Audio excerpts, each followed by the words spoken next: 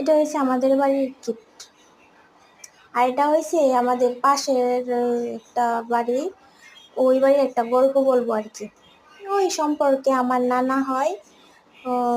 আর এটা হয়েছে আমাদের বাড়ির সামনে ওই যে পিসারি বলে না, পিসারি। তো এই বাড়ির কথা একটা বলি।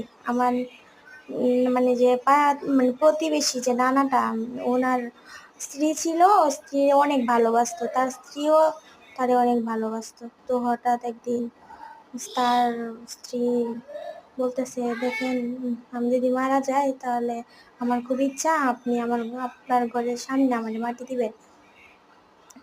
পরে আমার ওই যে নানাটা পরে ওই নানুরে পরে ঘরের সামনেই মাটি দিচ্ছে।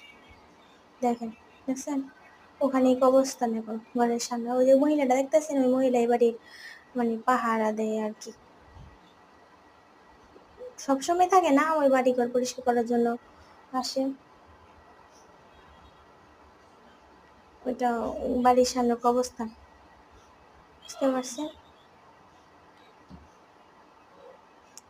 দেখেন, উনি আবার আরেকটা গুণ আছে, উনি আবার পীর, মানুষের মুরিদ হয় ওনার কাছে। ওনার কাছে মানে মানুষ মুরিদ হয় আর কি।